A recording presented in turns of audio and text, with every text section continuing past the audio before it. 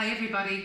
So it's the Lighthouse Keeper's lunch, and I'm reading the blurb at the back, and it says, every day Mr. Grinling, the Lighthouse Keeper, tucks into a delicious lunch prepared by his wife.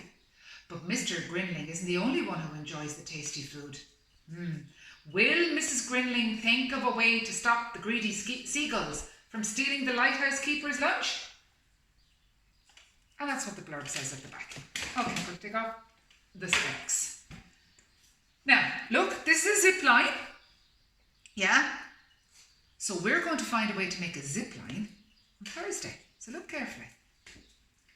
Oh, what's in that basket? Yum, yum. Crisps, I hope. Oh, look at that lunch. Doesn't that look lovely? Look at these guys. They're so noisy. Once there was a lighthouse keeper called Mr. Grinling. Will I let Maria let Nelly out? Once there was a lighthouse keeper called Mr. Grinling. At night time, he lived in a small white cottage perched high on the cliffs. In the daytime, he rowed out to his lighthouse on the rocks to clean and polish the light. There he is rowing out, but he doesn't live there. Hands up who's been to the Hook.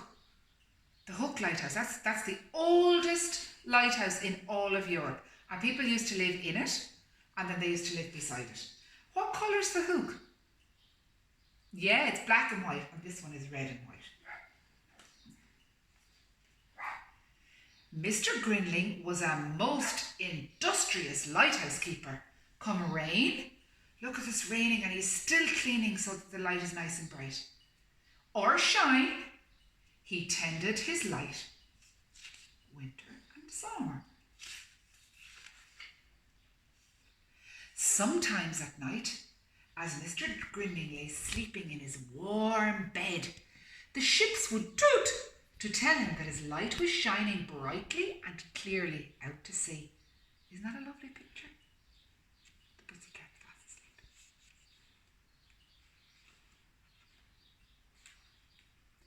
Each morning, when Mr. Grinling polished the light, Mrs. Grinling worked in the kitchen of the little white cottage on the cliffs, concocting a delicious lunch for him. Isn't that a lovely word? Concocting. It's another word for concocting. It's kind of like inventing or making.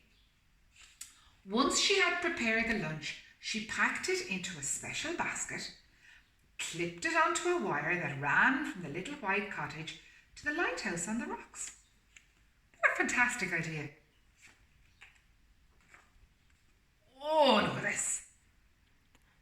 But one Monday, something terrible happened. Mrs. Grinling had prepared a particularly appetizing lunch. She had made a mixed seafood salad,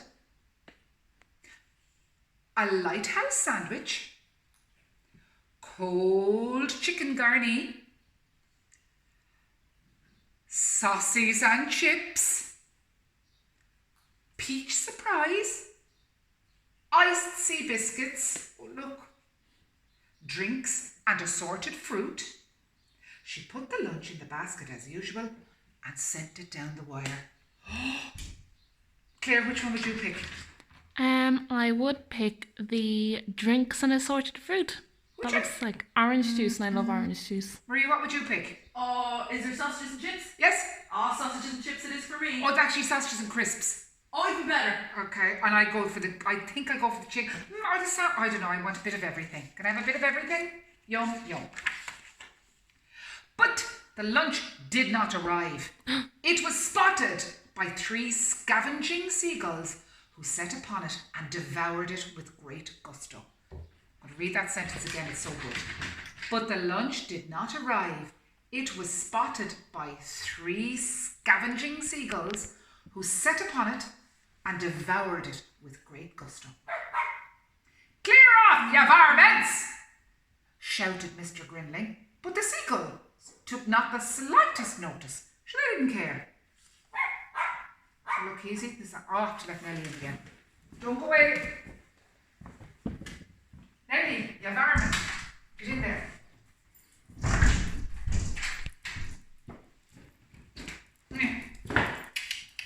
Look at the seagulls. you don't want to bark at those. That evening, Mr. and Mrs. Grinling decided on a plan to baffle the seagulls. Now, baffle is another word for confuse them or trick them. Tomorrow I shall tie the napkin to the basket, said Mrs. Grinling. Of course, my dear, agreed Mr. Grinling. A sound plan. So look, what was her first plan?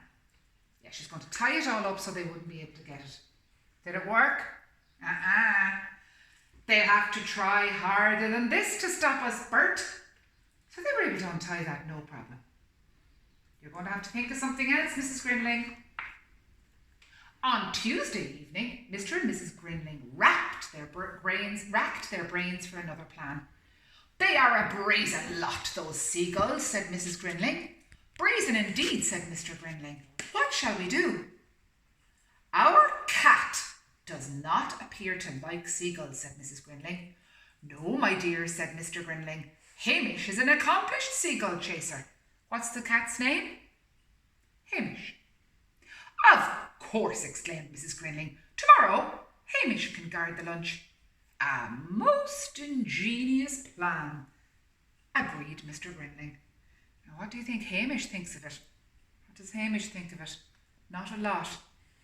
Hamish did not think that this plan was ingenious at all. He spat and he hissed as Mrs. Grinling secured him in the basket. There, Hamish, said Mrs. Grinling consolingly. I'll have a tasty piece of herring waiting for you when you arrive home. Nellie, would we put you in the basket? Oh, look, how does he feel? He's a bit scared. Sadly, Flying did not agree with Hamish. His fur stood on end when the basket swayed. His whiskers drooped when he peered down at the wet blue sea, and he felt much too sick even to notice the seagulls, let alone scare them away from the lunch. Oh, look, and the seagulls they're teasing him. Say, oh, pretty kitty, like a piece of lobster morn, eh? This food gets better every day, Fred. Aren't you going to chase us, kitty? Oh, so they're teasing the kid. Now, what plan would you do? What would you do next? Hard to know. Oh, Mr. Grinling. He's in a bad mood now because I'd say he's hungry. Lackaday, lackaday, said Mr. Grinling sadly. Meow, meow, agreed Hamish pitifully. And look, an empty basket. On Wednesday evening, Mr. and Mrs. Grinling racked their brains again for a new plan. What shall we do? Said Mr. Grinling. Mrs. Grinling looked thoughtful. I have it, she exclaimed. Just the mixture for hungry seagulls. Indeed, my dear, said Mr. Grinling. What have you in mind? Wait and see, said Mrs. Grinling. Just wait and see. Well, Hamish hopes he's not part of this plan.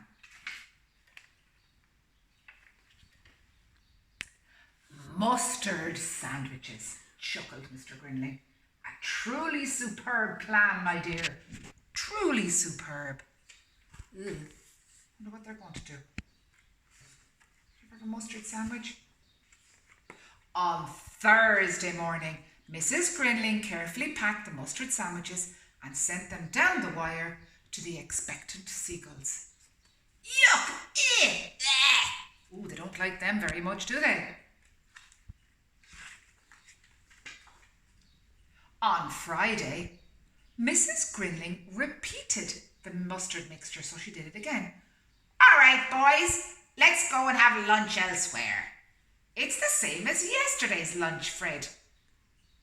Okay, so they've decided, oh, we don't like it here anymore.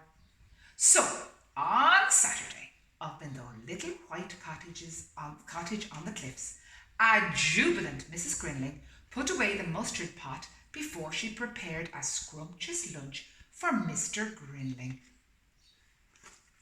While he waited for his lunch down in the lighthouse on the rocks, Mr. Grinling sang snatches of old sea shanties as he surveyed the coastline through his telescope. So he surveyed it, means he looked at it. And this is what he saw. No mustard, this in this lot, Tom. We'll fly back here for lunch again tomorrow, boys. This is a delicious chocolatey pear, Fred. Oh, look, it must have been Mr. Grinling's friend who's doing his fishing. and they're stealing his picnic instead. Ah, well, such is life, mused Mr. Grinling as he sat down to enjoy a leisurely lunch in the warm sunshine.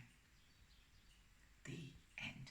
Now, later in the week, you're going to listen to that again, and we might even look at some of the words because there are super words in this book. It's one of my favourite books.